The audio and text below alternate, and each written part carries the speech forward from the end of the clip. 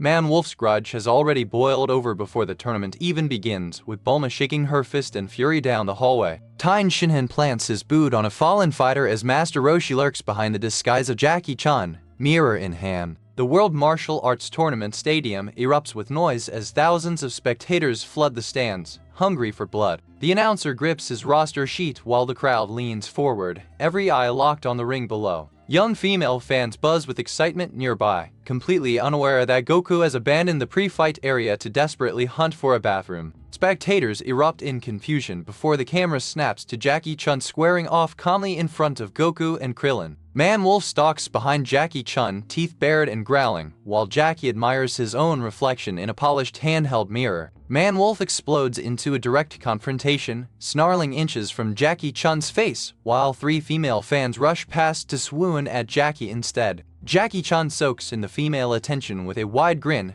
and every second of it tightens Man Wolf's fists into white-knuckled rage. Tien Shinhan and Chiatsu watch in cold silence as a dark, vengeful aura bleeds off Man Wolf's trembling frame. Jackie Chun redirects his fanbase toward Tien Shinhan, who absorbs the autograph requests with stone-faced indifference as the announcer physically separates the fighters. Chiatsu levitates a folded newspaper clipping toward Tien Shinhan, while across the hall Yamcha limps forward on a heavily bandaged leg with Bulma at his side. Bulma steps directly onto Yamcha's shattered leg, and his scream of agony tears down the hospital corridor. A tournament gong crashes through the arena air, cutting off the chaos as the camera tilts up into a cloudless blue sky. Jackie Chun and Man Wolf lock into opposing stances on the central tile while the announcer's voice whips the crowd into a frenzy. Man Wolf pounds his fists together, growling a promise to tear Jackie Chun apart for the destruction of the moon 3 years ago. Tien Shinhan tracks the matchup with calculating eyes while Krillin and Goku scramble up a concrete wall to steal a better view. Man Wolf lunges with a savage swipe,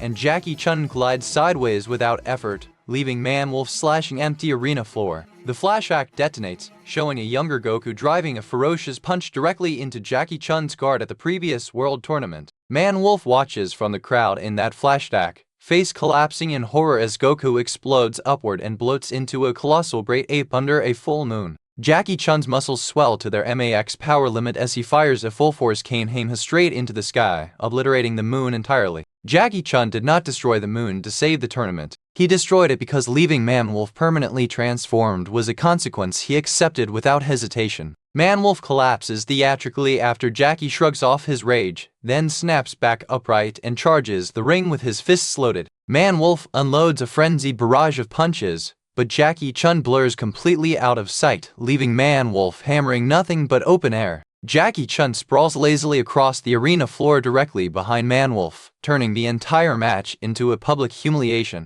The eye-catch flashes young Goku and Master Roshi sparring playfully, power pole clashing against a walking stick. Man Wolf spins and attacks, but Jackie Chun slips the strike and drives a precise counter directly into his face. Man Wolf staggers backward, clutching his jaw, and the crowd gasps as Jackie Chun's speed registers as something beyond calculation. Goku grins wide from the wall while Tien Shinhan studies every breath and movement with cold, surgical attention. Man Wolf charges again, and Jackie Chun vaults cleanly over him, landing a devastating kick into the back of his skull. Man Wolf crashes into the stone tiles face first, groaning under the visible weight of accumulated punishment. Jackie Chun casually waves to women in the crowd while suggesting Man Wolf surrender, erasing 30 years of martial arts status in one dismissive gesture. Man Wolf lunges blind with rage, and Jackie Chun high kicks him into a stone wall hard enough to crack it. The announcer starts a 10 count as a flashback erupts, showing Man Wolf shattering frozen trees alone in brutal winter training.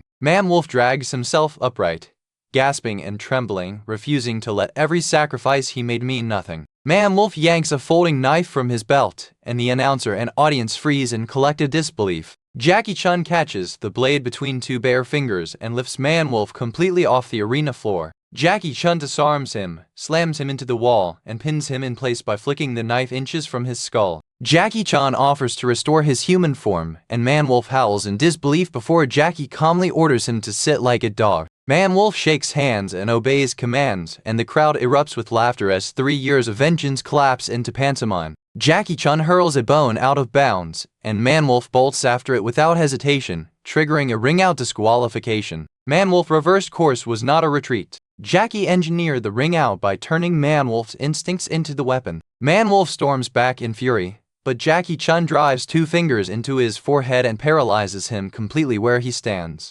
Jackie Chun pulls Krillin into the ring, positioning him with his back turned and his smooth, gleaming bald head fully exposed. Jackie Chun unleashes a hypnotic technique, and Man-Wolf's locked eyes begin registering Krillin's bald head as a glowing full moon. The illusion triggers a cellular reversal, and Man-Wolf's wolf body collapses inward, reshaping into a short, black-haired human. The restored man drops to his knees crying, thanks Jackie Chun through tears of relief, and sprints off toward the nearest group of women. The announcer calls match 3, and Chiatsu rises silently into the air, floating toward the ring where Krillin is already waiting. Druya. At the end of this episode, Tien Shinhan briefly appears on screen without his third